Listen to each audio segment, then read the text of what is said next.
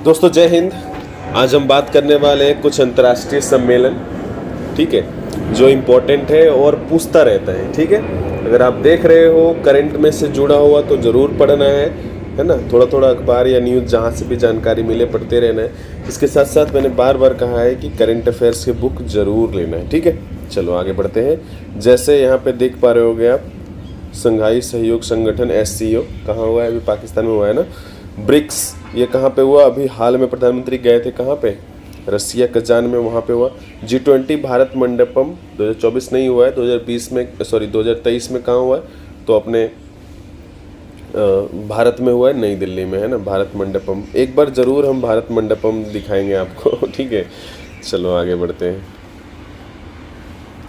Video में आगे बढ़े इससे पहले अगर वीडियो पसंद आए तो हमारे साथ बने रहने के चैनल को सब्सक्राइब करिएगा और दोस्तों के साथ शेयर करना मत भूलिएगा। ठीक है, कमेंट के माध्यम से आप कुछ लिख सकते हो, कुछ पूछ सकते हो और लाइक करना भी मत भूलना। चलो, 24वां SCO शिखर सम्मेलन 2024 ये है क्षेत्रीय, है ना। अस्ताना कहाँ पे हुआ? कजाकिस्तान में, जहाँ पे भारत के विदेश मंत्री भारत का प्रतिनिधित्व किए थे। ठीक है, याद रखना। अभी राष्ट्राध्यक्षों का परिषद जो चल रहा है मतलब ख़त्म हो गया 15-16 अक्टूबर को पाकिस्तान के इस्लामाबाद में। ठीक है, जिसकी अध्यक्षता किसने की? तो पाकिस्तान में। और भारत का प्रतिनिधित्व किसने किया? तो भारत के ही विदेश मंत्री डॉक्टर जयशंकर प्रसाद। ठीक है, अभी पाकिस्तान के साथ जो चल रहा है उसके साथ नहीं, उसकी वजह से नहीं गए। और उस समय जो कजाकिस्तान में चल रहा था वो किसके वजह से नहीं गए? तो चीन के साथ जो चल रहा था मामला। ठीक है, और उसके साथ साथ भारत का जो सत्र चल रहा था, ठीक है, याद रखिएगा, संसद सत्र चल रहा था ना संसद में, इसलिए प्रधानमंत्री मोदी जी नहीं गए। ठीक है, नेक्स्ट है 50वां G7 शिखर सम्मेलन। ठीक है, G7 शिखर सम्मेलन जो है वो पहले 8 था, अभी 7 हो गया है। रूस को बाहर निकाल दिया गया क्रीमिया पे कब्जा करने की वजह से। तो इसमें इसकी अध्यक्षता कौन किया? कहाँ पे हुआ? तो इटली में। ठीक है, अपुलिया के फसानों में। ठीक है, याद रखिएगा, ये पूछता है। ठीक, 49वां, इससे पहले 2023 में कहाँ हुआ था? जापान में। और 2025 में कहाँ होगा? कनाडा में। तो 2025 वाला याद रखिएगा, चूंकि पुराना नहीं पूछेगा, अभी हाल में हो गया है तो नहीं पूछेगा। ठीक है, अभी 2024 में कहाँ पे हुआ है? तो इटली में। ठीक है, इटली की प्रधानमंत्री हैं जॉर्जिया मेलोनी, स्पेलिंग थोड़ा इधर हो सकता है। 7वां हिंद महासागर सम्मेलन 2024, है ना। तो ये कहाँ पे हुआ है? तो ये याद रखना कहाँ पे हुआ है? ऑस्ट्रेलिया में। ठीक है, पर्थ जगह का नाम है। पर्थ के बारे में कई बार सुने होंगे, कोई सम्मेलन होगा तो भी, और कई बार कोई भारत ऑस्ट्रेलिया या किसी देश के साथ सैन्य अभ्यास होता है ना, तो उसमें भी नाम आएगा। ठीक है, याद रखिएगा। विश्व आर्थिक मंच की 54वीं बैठक, वार्षिक बैठक 2024 कहाँ पे हुआ है? तो दावोस, स्विट्जरलैंड में। याद रखना, इसका बैठक में भारत की तरफ से क्या एक थीम दिया गया था? तो alliance for global good, gender equity and equality. याद रखना, ठीक है, स्थापना की गई भारत के द्वारा, एक तरह से विषय है। और इस बैठक का विषय क्या था? तो रीबिल्डिंग ट्रस्ट। ठीक है, 19वां गुट निरपेक्ष सम्मेलन, तो यहाँ पे भी कौन गए थे? तो विदेश मंत्री S जयशंकर प्रसाद। ठीक है, भारत का प्रतिनिधित्व कर रहे थे। आयोजन कहाँ पे हुआ? तो युगांडा में। ठीक है, युगांडा मतलब अध्यक्ष देश कौन है? तो युगांडा। विश्व, इसका साझा जो विषय क्या था? तो साझा वैश्विक समृद्धि के लिए सहयोग को गहरा करना। गुट निरपेक्ष आंदोलन की शुरुआत कौन किए थे? अगर कोई लिखता है तो हम जरूर कमेंट करेंगे, पिन कर देंगे कमेंट। ठीक है,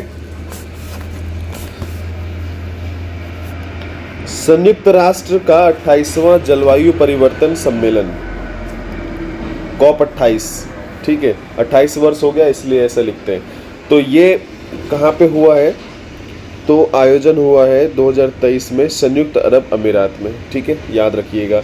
2024 में कहाँ पे होगा? तो 29 में होगा 2024 में, अजरबैजान में। ठीक है, याद रखिएगा। अच्छा, अध्यक्षता कौन किया था? तो सुल्तान अहमद अल जाबेर। ठीक है, तो ये नहीं पूछेगा इतना ज़्यादा, बस कहाँ हुआ था ये ज़रूर याद रखिएगा। ठीक है, बाकी इतना बहुत ज़्यादा इम्पोर्टेंट नहीं है। ठीक,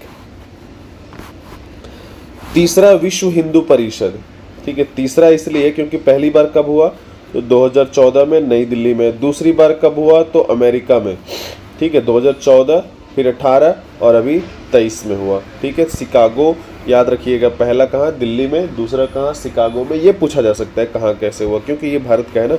किसके द्वारा तो विश्व हिंदू फाउंडेशन के द्वारा आयोजित किया जाता है ये। और तीसरी बार अभी 2023 में हुआ था, तो वो कहाँ हुआ तो बैंकॉक में, थाईलैंड में, ठीक है।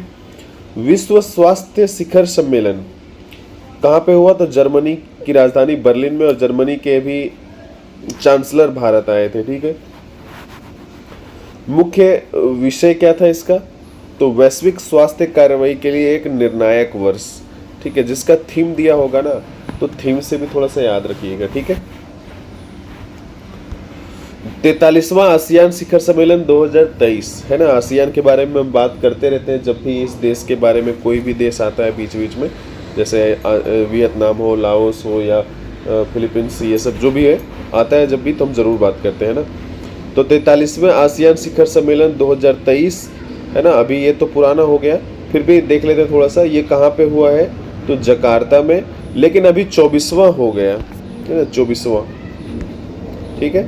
और ये कहाँ पे हुआ है, सॉरी 2024 का हो गया, माफ़ करना, 44वां 2024 में कहाँ पे हुआ तो लाओस में, लाओस की राजधानी वियंतियाने में हुआ है, ठीक है, याद रखिएगा।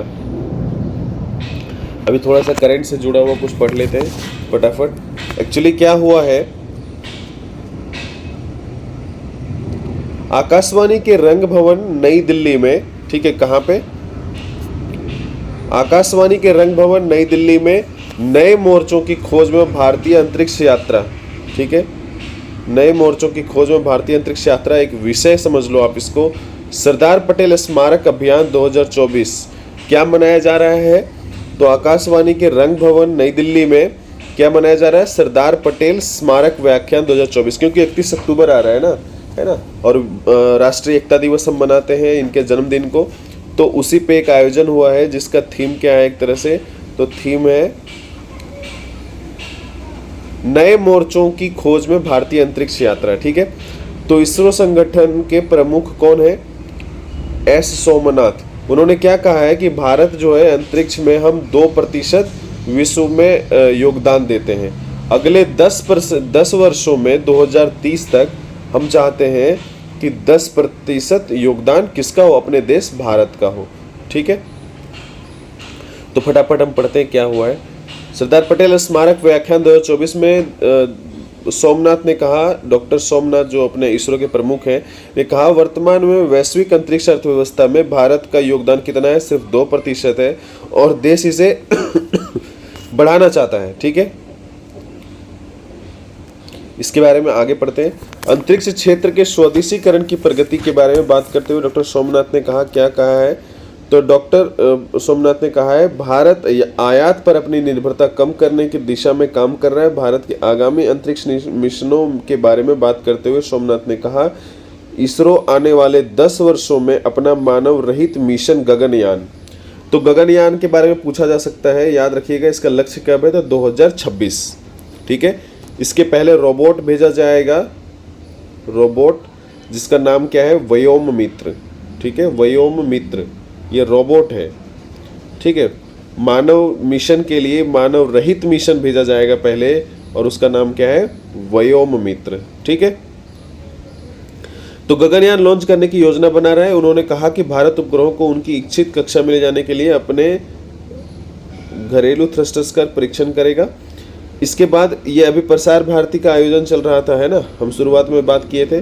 तो इस अवसर पर बोलते हुए प्रसार भारती के अध्यक्ष कौन है तो नवनीत सहगल, कौन है नवनीत सहगल, ठीक है, याद रखिएगा नवनीत सहगल कौन है तो प्रसार भारती के अध्यक्ष, ठीक है।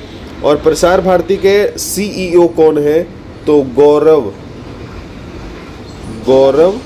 द्विवेदी, ठीक है, द्विवेदी, गौरव द्विवेदी, याद रखिएगा। अच्छा, प्रसार भारती का याद आ गया तो आकाशवाणी का सुन लो। आकाशवाणी के महानिदेशक कौन है तो प्रज्ञा पालीवाल, प्रज्ञा पालीवाल, ठीक। चलो आगे बढ़ते हैं।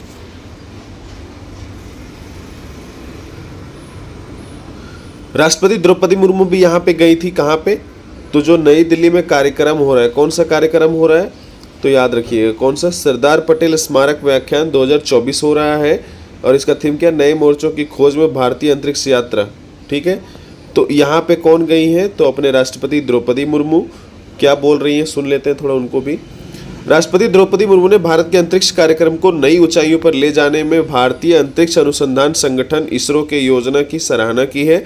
कल नई दिल्ली में स्थित आकाशवाणी के रंग भवन में सरदार पटेल स्मारक व्याख्यान के अवसर पर एक वीडियो संदेश में राष्ट्रपति द्रौपदी मुर्मू ने सरदार पटेल को श्रद्धांजलि अर्पित की है। मैंने कहा ना 31 अक्टूबर को है उनका जन्मदिन, ठीक है, और इनके जन्मदिन को हम क्या मनाते हैं, राष्ट्रीय एकता दिवस।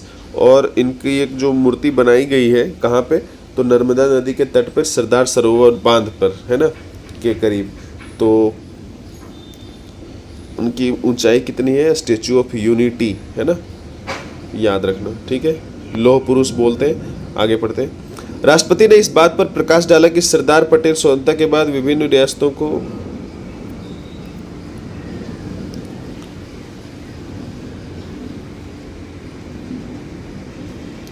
चलो इसके बारे में हम बात कर चुके हैं, ठीक है, स्टेचू ऑफ यूनिटी के बारे में। चलो, भारत ने आज मलेशिया में सुल्तान जोहर कप जूनियर पुरुष हॉकी टूर्नामेंट में न्यूजीलैंड को रोमांचक शूटआउट में 2-3 से हराकर कांस्य पदक जीता है। ठीक है, तो मलेशिया में क्या हो रहा था, सुल्तान जोहर कप। मैंने बार बार कहा है सुल्तान जोहर कप के संबंध में याद रखना किस खेल से संबंधित है, तो हॉकी। ठीक है, याद रखना हॉकी, सुल्तान जोहर कप। ठीक, तो शूट आउट मतलब दोनों बराबर हो गए थे, उसके बाद मैच हुआ, जैसे होता ना पावर प्ले वैसे, तो न्यूजीलैंड को हम हरा करके जीत गए क्या, कांस्य पदक। किसमें, तो सुल्तान जोहर कप। कहाँ चल रहा था, मलेशिया में। अच्छा, इस मैच के जो सबसे खास बात यह है कि इस बात का याद रखिएगा, VR श्रीजेश जो है वो यहाँ के कोच हैं। ठीक है, कोच अपने याद रखना, वो इसलिए क्योंकि ये ओलंपिक में अपना कांस्य पदक जीता है और इन्होंने रिटायरमेंट अनाउंस कर दिया। ठीक है, इसलिए। अच्छा, मलेशिया का नाम आया तो मलेशिया की राजधानी कोलालमपुर, है ना, कोलालमपुर। इसकी राजधानी, करेंसी क्या, रिंजिट। ठीक है, RINGGIT, स्पेलिंग इधर उधर हो सकता है। ठीक है, यहाँ के प्रधानमंत्री कौन है, तो प्रधानमंत्री हैं अनवर इब्राहिम, अनवर इब्राहिम, याद रखना।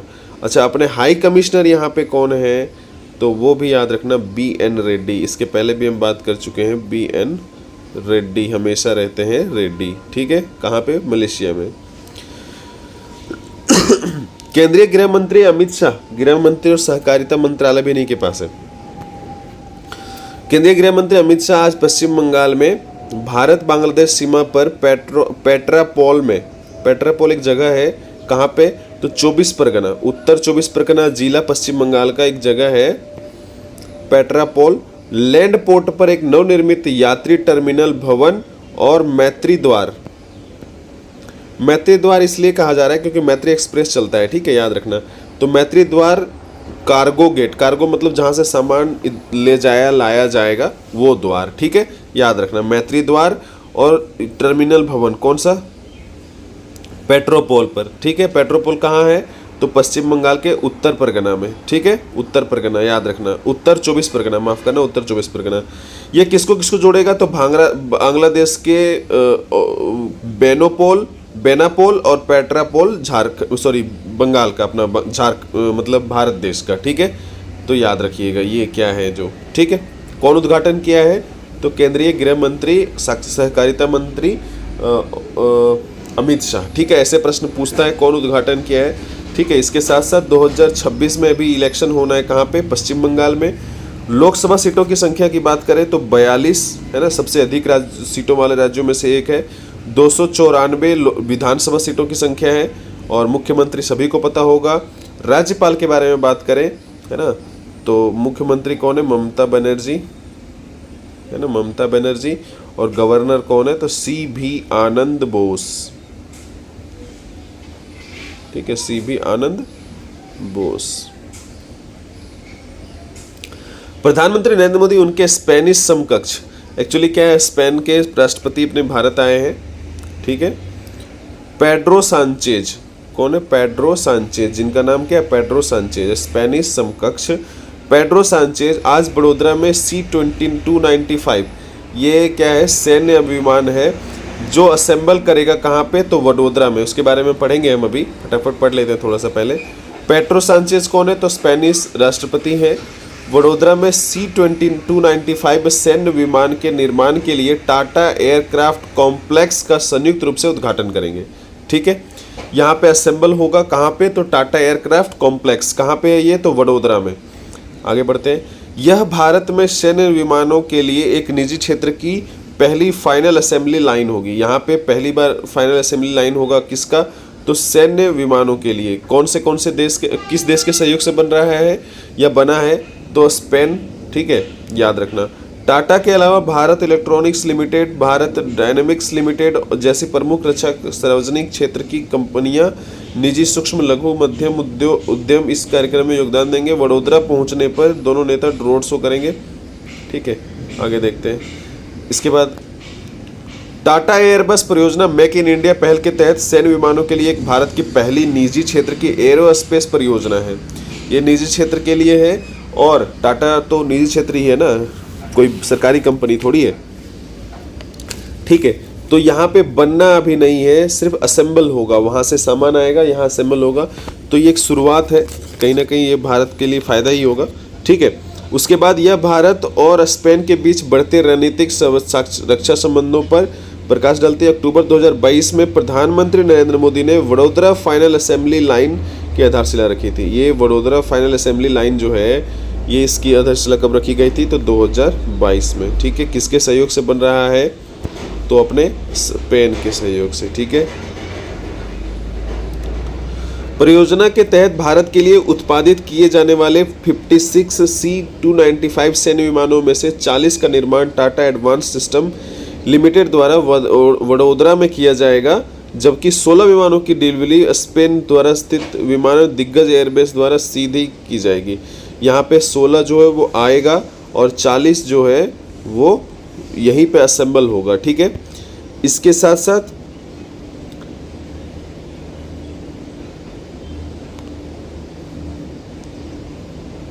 इसकी क्षमता वगैरह लिखा है, इतना छोड़ो।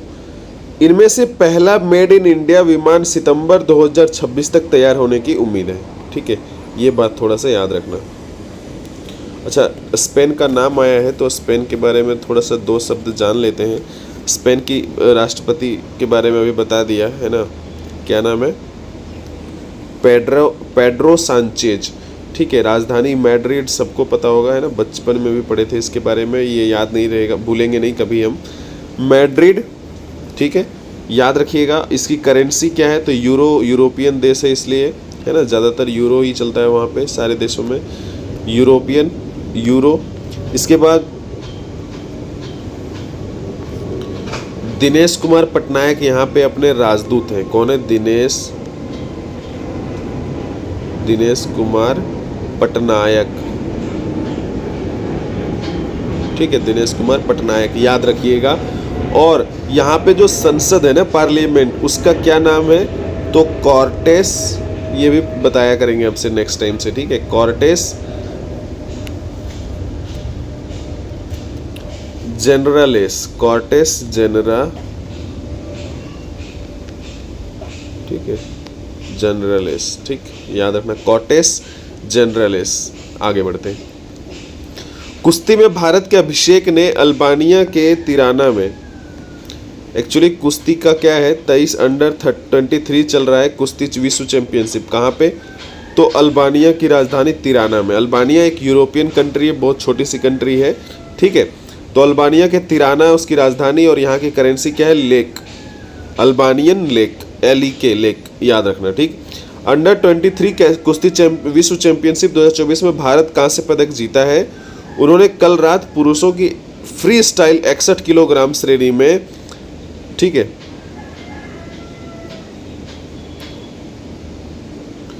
कौन जीता है? तो अभिषेक, ठीक है, अभिषेक, याद रखना। क्या जीते हैं भाई? तो कहाँ गया? कांस्य पदक जीते हैं। ठीक है, इसके अलावा आगे बढ़ते हैं, किसको हराया तो यूक्रेन के माइटिका को। ठीक है, उसके आगे इस बीच साथी पहलवान चिराग ने पुरुषों के फ्री स्टाइल में 57 किलोग्राम की श्रेणी में फाइनल में प्रवेश कर गए और इसके साथ साथ चिराग और रवि दहिया अमन सहरावत के बाद 57 किलोग्राम में फाइनल में पहुंचने वाले तीसरे स्थान पर बन गए हैं। ठीक है, अभी ये सब फाइनल में पहुंचे हैं और क्या क्या हुआ है तो कांस्य पदक के लिए यहाँ पे प्रतिस्पर्धा करेंगे तो सारे जीत गए हैं। देखो भी क्या कौन कौन जीत गया। अभी बताया हम, चिराग जो है वो अल्बानिया के 93 में फाइनल में पहुंचे थे, अंडर 57 किलोग्राम में जीत गए क्या स्वर्ण पदक। और पुरुषों के 57 किलोग्राम फ्री स्टाइल श्रेणी में किर्गिस्तान के अब्दी मलिक को 4-3 से हराया। ठीक है, याद रखना कौन जीता, चिराग। 23 अंडर 23 अल्बानिया में, तिराना में जो हुआ वो 57 किलोग्राम में।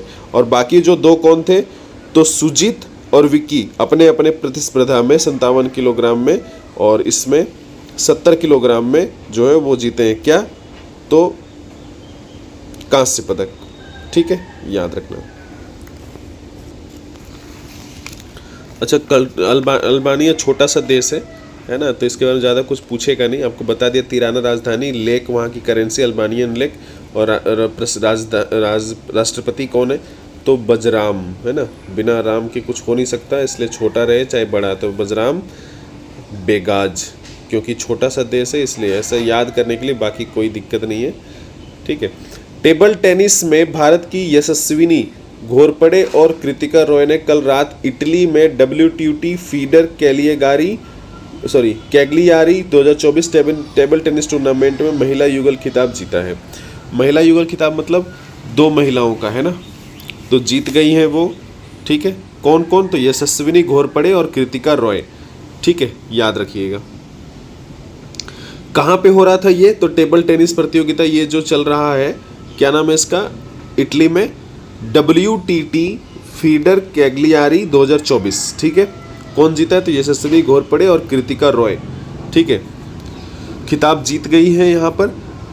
तो थोड़ी सी बात कर लेते हैं इसके बारे में। क्या बात है भाई, इटली के बारे में है ना। इटली की राजधानी कहाँ पे है तो बहुतों को पता होगा, रोम है ना। और करेंसी तो यूरो है ना, यूरोपियन कंट्री है ये। यहाँ के जो प्रधानमंत्री हैं उनका नाम तो सभी जानते होंगे है ना, जियोर्जिया है ना। अभी यहाँ पे Giorgia Meloni, hello from Melodi team है ना, याद रखना। चलो आगे बढ़ते हैं। ठीक है, अच्छा यहाँ पे भारत के राजदूत कौन है तो वानी सराजू राव, वानी सराजू राव। ठीक है, इटली के राजदूत हैं, मतलब इटली में भारत के राजदूत हैं। फुटबॉल का टूर्नामेंट चल रहा है किसका, SAFF का। SAFF मतलब साउथ एशियन फुटबॉल फेडरेशन। ठीक है, ये साउथ एशियन नेशन के लिए है।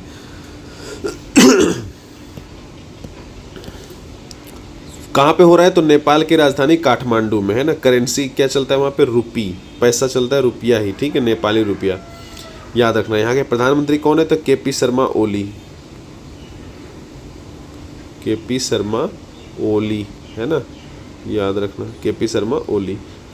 ठीक है, तो नेपाल में हो रहा था और हम किससे हार गए, मैच नियमित समय में 1-1 से बराबर रहा, जिसके बाद पेनल्टी शूट का सहारा लिया गया, जिसमें नेपाल 4-2 के स्कोर से विजयी हुआ।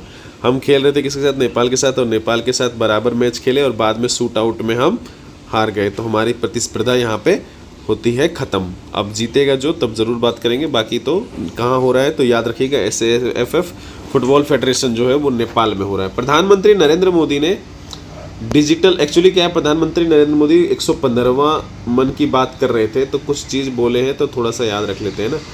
क्या बोले हैं, इंपॉर्टेंट इसलिए, धोखाधड़ी से बचाव के लिए, जो डिजिटल धोखाधड़ी हो रहा है उसके लिए बचाव के लिए 3 कदम बताए। कौन सा, रोको, सोचो और फिर कार्रवाई करो। अपने यहाँ क्या है, सुरक्षा में हम क्या ध्यान रखते हैं, रोको, टोको और जाने दो। इसका मतलब क्या है कि पहले रोको, उसका डिले करवाओ, अगर शक है हो रहा है तो। अगर डिले करवाओगे तो सबसे बेस्ट सिक्योरिटी का ऑप्शन है, कुछ करना नहीं है। अगर वो खुद ही फ्रॉड रहेगा, फालतू का रहेगा तो चला जाएगा वापस और पसीने छूट जाएंगे बेचारे के। ठीक है, क्योंकि उसको डर हो जाएगा है ना, और फिर जाने दो नहीं तो। ठीक है, तो उसी तरह यहाँ पे प्रधानमंत्री मोदी जी क्या कह रहे हैं, डिजिटल फ्रॉड से बचने के लिए पहले रोको उसको, कोई मैसेज वगैरह आए तो थोड़ा सोचो उसके बारे में और उसके बाद उस पर कार्रवाई करो, है ना। तो इतने में तो आप आराम से थोड़ा काम कर सकते हैं। इसके बाद विश्व एनिमेशन दिवस मनाया जा रहा है कल, है ना, आज का मतलब। अपने संबोधन के दौरान प्रधानमंत्री ने दुनिया में एनिमेशन उद्योग में भारत के बढ़ते प्रभाव पर प्रकाश डाला एनिमेशन दिवस पर, ठीक है, याद रखिएगा। क्या बोल रहे हैं भारत को कि विश्व एनिमेशन हाउस बनाने का प्रयास करने का आह्वान किया है हमसे, ठीक है। चलो देखते हैं। केंद्रीय आवास एवं शहरी मामलों के मंत्री मनोहर लाल खट्टर, ठीक है, ये आते कहाँ से हैं तो करनाल से, ठीक है, मतलब लोकसभा सीट है, ठीक है। 10वें मुख्यमंत्री हैं हरियाणा के।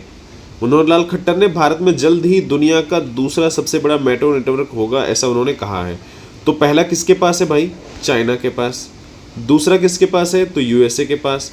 और हम किस नंबर पे हैं? तीसरे नंबर पे भारत, ठीक है। तो भारत तीसरे से जंप करके किस चला जाएगा? दूसरे नंबर पे, ठीक है, ये कह रहे हैं, ठीक है। और आए दिन कहीं ना कहीं मेट्रो पे कुछ ना कुछ हो रहा है, अलग अलग लेन का, चाहे अहमदाबाद हो, चेन्नई हो, अभी बात किए हैं जितनी बार हुआ है सो, तो याद रखना, ठीक है। मेट्रो नेटवर्क कितना है अपना? तो तीसरे नंबर पे। पहला कौन? चाइना। दूसरा कौन? यूएसए। अच्छा, ये शहरी केंद्रीय आवास एवं शहरी मामलों के मंत्री मनोहर लाल खट्टर कहाँ से आते हैं? तो याद रखना है करनाल। भारतीय रेलवे ने महिला एवं बाल विकास मंत्रालय के सहयोग से, महिला एवं बाल विकास मंत्रालय किनके पास है तो अन्नपूर्णा देवी, है ना, अन्नपूर्णा देवी, और ये आती है लोकसभा कोडरमा से, जहां से हम आते हैं, ठीक है। तो इन्होंने क्या किया है बच्चों के लिए, खासकर बच्चों जो क्या है देख लेते हैं। सहयोग से कमजोर बच्चों की सुरक्षा के लिए एक संशोधन मानक संचालन प्रक्रिया शुरू की है दोबारा से। एसओपी के तहत देश भर के करीब 262 स्टेशनों पर एंटी ह्यूमन ट्रैफिकिंग यूनिट स्थापित की जाएगी। कितने? 262 स्टेशन पे, ये याद रखना। क्या? तो एंटी ह्यूमन ट्रैफिकिंग, क्योंकि एंटी ह्यूमन ट्रैफिकिंग जो सबसे ज़्यादा होता है वो किससे होता है? रेल नेटवर्क से, है ना, याद रखिएगा। इससे बच्चों और महिलाओं की सुरक्षा हो सकेगी, ठीक है। Japan para badminton international 2024, actually Japan में क्या हो रहा है? पैरा बैडमिंटन इंटरनेशनल 2024 हो रहा है, आयोजन हो रहा है। भारत के स्टार शटलर सुकांत कदम ने टोक्यो में अपने साथी दिनेश राज्या के साथ पुरुष एकल में स्वर्ण पदक और पुरुष युगल में स्वर्ण पदक जीता, रजत पदक जीता। देखो, वो अकेले खेले, उसमें क्या जीते तो स्वर्ण, ठीक है। लेकिन जब युगल खेले किसके साथ?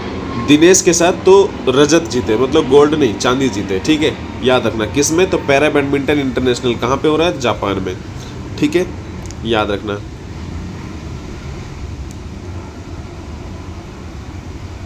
अच्छा, जापान के बारे में थोड़ा सा और, कि जापान में अभी क्या हो रहा है? चुनाव। तो चुनाव के बाद हो गया है, चुनाव के बारे में हम बात करेंगे, ठीक है, थोड़ा सा। बाकी जब राष्ट्रपति वहाँ प्रधानमंत्री जब बनेंगे तो हम देख लेंगे थोड़ा सा। तो liberal democratic party, Fumio Kishida के जो पार्टी थी ना, वो हार गई है, लिबरल डेमोक्रेटिक पार्टी, और जीती कौन है तो कॉन्स्टिट्यूशनल डेमोक्रेटिक पार्टी, ठीक है, याद रखना। बाकी बहुत ज़्यादा इंपॉर्टेंट नहीं है इतना, ठीक। 2024 के लिए दूसरे आर्मी कमांडरों के सम्मेलन का दूसरा संस्करण आज नई दिल्ली में आयोजित किया जा रहेगा, ठीक है। दूसरा संस्करण कहाँ पे? नई दिल्ली में। इससे पहले कहाँ पे हुआ था तो सिक्किम में हुआ था। कहाँ पे? सिक्किम में, ठीक है, याद रखना। सिक्किम के बारे में थोड़ा सा जान लें अगर, तो सीएम कौन है? प्रेम सिंह तमांग, है ना, प्रेम सिंह तमांग, याद रखना। अच्छा, गवर्नर कौन है तो ओम प्रकाश माथुर, है ना, ओम प्रकाश माथुर, ठीक है। यहाँ लोकसभा सीटों की संख्या कितनी है तो 1, और राज्यसभा में भी 1 ही सीट है, और विधानसभा में अगर बात करें कितनी सीटें हैं तो 32, ठीक है। हालांकि ये अपवाद है। चलो अभी इतना ही। वीडियो पसंद आएगा तो दोस्तों के साथ शेयर करना मत भूलिएगा। मिलते हैं फिर। जय हिंद।